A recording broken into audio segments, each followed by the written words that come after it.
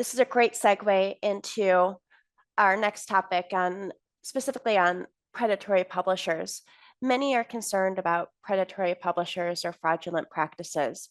Predatory companies take advantage of the crowded open access environment to launch journals with highly questionable practices. Sometimes there's entirely fabricated editorial boards on the websites. Others might go even further by listing academics without their knowledge or consent. There could be pay to publish journals conducting little to no peer review and will accept any manuscript so long as the author is willing to pay a fee. So they might even mimic existing high quality peer reviewed journals. And so this is not to scare you, but we just wanted to provide some tips on how you can differentiate the good players from the bad. Some tips: consult a whitelist. So there are sites that list trustworthy open access journals and publishers, because oftentimes open access tends to get lumped into that predatory category. So the Directory of Open Access Journals, or the DOAJ, is an excellent resource with very strict parameters for inclusion. So the DOAJ links directly to the journal, so you can be sure that you're not submitting to a copycat journal or a mimic. The journal content appearing in reputable indexes like PubMed or Scopus is also a good sign.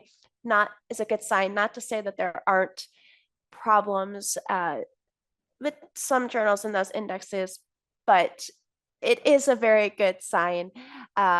You can also look for if a journal is included in COPE, the Committee on Publication Ethics. So you always want to check the actual index rather than relying on any claims of indexing on the journal website. If you don't have access to a particular index, you can often go through your library or institution. As Dr. Hope mentioned, looking at the publisher that is linked with the journal. So if you already know and trust the publisher like Sage and want to submit to one of the titles, that's a great way to identify content. If you have any concerns, you can also contact the journal editorial office or the publisher directly from the journal website. You can verify that contact information. And if it's not easily identifiable, well, that's probably a red flag. Verifying the editorial board is a great way to double check things. So look for editorial board members' credentials online, and you should be able to see their listing on their institution website as well, or their faculty page at their institution or organization. And when in doubt, you can always contact them to confirm their board membership. If you're thinking about open access content specifically, you can look at the license. So Creative Commons licenses allow content to be shared, reused, and adapted as much as possible while still maintaining the correct attribution. So these and similar licenses have become an industry standard for open access, and most predatory publishers don't actually use them. And same for a traditional subscription journal, right? The copyright will be assigned to either the authors or the owning society or the publisher. You can also check for those URLs and hyperlinks to see if the actual hyperlink matches what's in the text.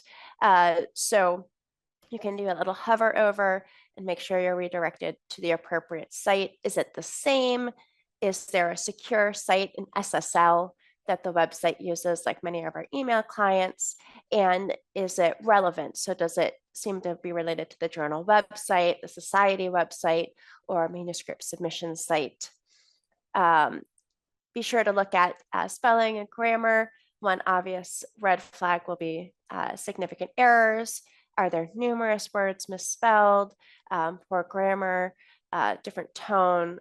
This could be a sign that the group could be predatory. So the biggest thing that, if you take away nothing else, is to look at transparency. You'll want to make sure that everything is clearly stated and outlined. So any fees that you might be paying should be clearly outlined, like the article processing charge or any page charges. So if any of that information is missing, exercise caution, especially when it comes to peer review. You want to make sure those details are clearly outlined. Focusing on quality over speed is something we always encourage, especially as you're getting ready to submit. Be wary of any group that's really offering to submit your paper on your behalf. You want to always double check that the journal's website is going directly to a verified uh, outlet like the submission platform or production platform. And really take your time, do your due diligence, do your homework to make sure everything lines up. While it may add a few days to the process, in the long run, you'll think yourself it's better to be thorough than to rush into publication and never see your paper online, or worse, to be duped out of money. You can always reach out to the journal editor, the publisher, or someone on the editorial board for any questions that you might have. Relating to indexes, this is a one I wanted to highlight because indexing platforms are key. So these are some of the larger ANI services, abstracting and indexing services that we work with at Sage, and many other publishers work with them as well. So this is important for discoverability, but also for metrics. And looking for a reputable index journal is something you'll want to think about to avoid these predatory journals. Clarivate Analytics owns the Web of Science database and the journal citation report.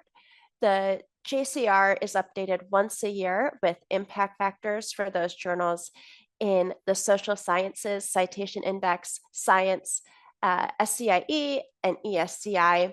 It's usually updated in June or July, and then reloaded with any corrections in October. The impact factor is one of the main metrics that most of you are familiar with. Web of Science is also has the AHCI index that you may also be familiar with.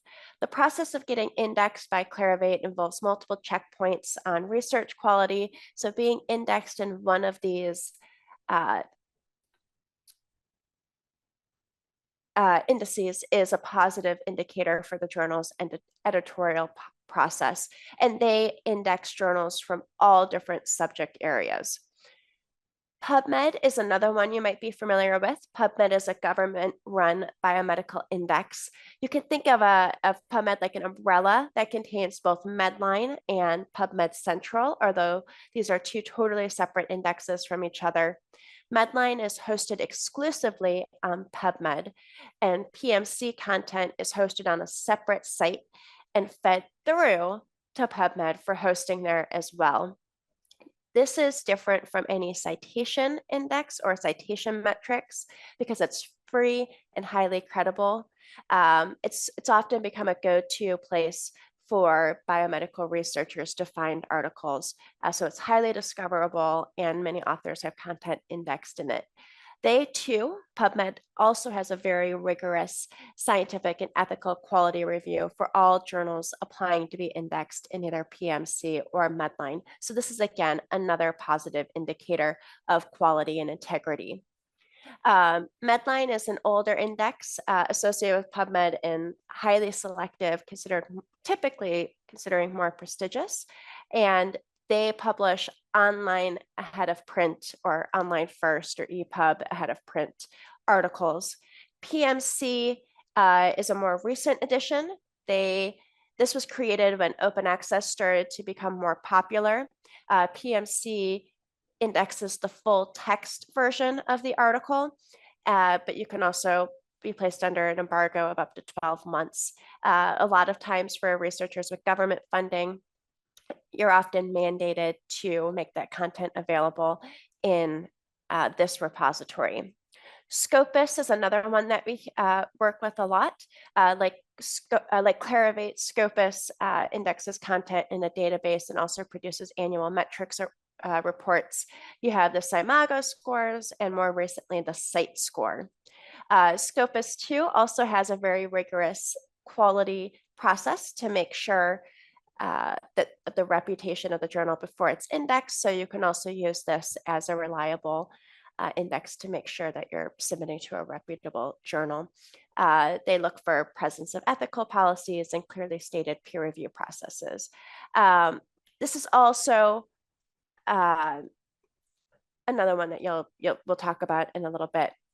EBSCO and ProQuest are two others, aggregators that you might be familiar with through your institution. Both aggregators display full text content and they cover a broad range of subject areas. Again, there's a rigorous process to be included. ERIC is government run and specific to the education subject area. This is a great and trusted resource for education researchers and can also be used as a repository for government-funded research. PsycInfo is specific to the psychology and psychiatry fields. Again, excellent discoverability. And the DOAJ, like we had just talked about, is especially good to check if you're looking at an open access journal and a very positive indicator.